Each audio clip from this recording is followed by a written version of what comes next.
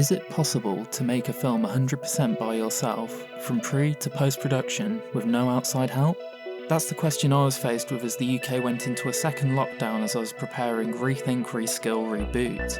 Originally there was going to be a crew and I wasn't even going to be in it. Here's a breakdown of how I pulled it off to give you guys some idea of how you can make your own lockdown short film. When scripting a solo short, you need to plot around accessibility. Do you have access to a location? What can you use as a prop? What can I trick in the edit? Structure your story around that. In the case of Rethink, I set it in my flat utilising items that I already had around. The only prop I purchased was the phone used in the final scene. I struck gold on eBay and managed to find the exact design I was looking for around £15. I also shot listed and storyboarded the entire film. This was because there were going to be a lot of visual effects shots that needed mapping out. Lights, camera, action. I was keen to have some level of camera movement in certain scenes. The issue was that I was acting and operating the camera, so I needed a motorised solution. However, motorised sliders are quite expensive. After some research I discovered a cheaper alternative. The newer motorised video dolly. I could use this on a table or mount it on my slider. The dolly came with a remote, which meant that I could control the movement whilst in the shot. The film is about a world without art, so in order to portray that visually, I had to strip down the flat as much as possible. I hid all my Blu-rays and posters and stripped down my desktop setup. Sparseness was key. So the motorised dolly rig proved to be challenging.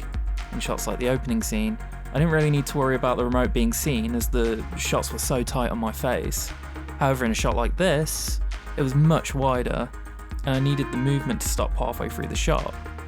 In order to pull this off, I placed the remote on top of my desktop tower, pressed the button to start it, quickly moved out of the frame, and then entered again in character. I then pressed stop on the slider, and it looked like I was just turning the computer on. For lighting, I just used 2 LED panels for the whole film, often using one light as a side light and one light as a backlight. If you need ideas for lighting, look at paintings for inspiration.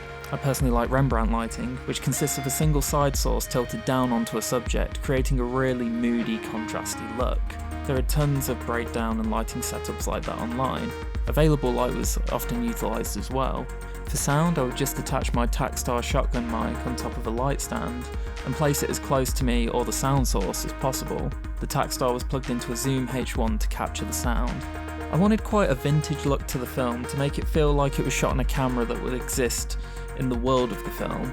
I turned to eBay again and found an old CCTV C-mount lens which I bought for around £20 alongside an adapter for my Sony a6300 that cost an additional £5. The lens produced some warping artifacts on the edge of the frame that worked for the worn down aesthetic that I was going for.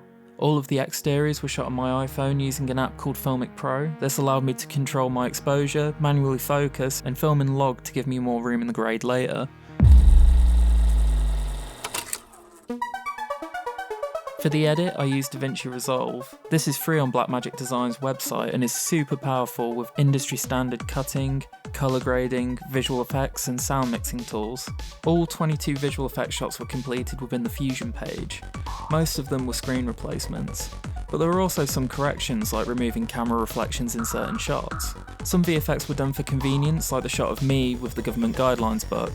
I originally was going to make this as a prop, but then I would have had to have bought materials and spent time constructing a prop book. Instead, I taped a tracking mark on a notepad and tracked a cover on there digitally. I won't go into too much detail about Fusion here, but I will link some tutorials below. For the ending montage as well as the aerial shot of Brighton, I used stock footage. This was to give more scope to the story. I wanted to convey what the central character was going through in a wider context.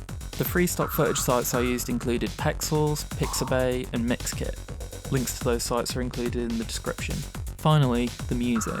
I scored the film myself on an M Audio Keystation Mini using the software Reaper. There are places you can also source music for free. Incompetech and the YouTube Music Library are great resources for royalty-free tracks, covering a variety of genres.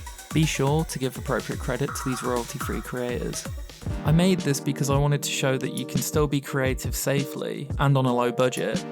Use your limitations to create something new, something special. Stay safe, and I'll talk to you next time.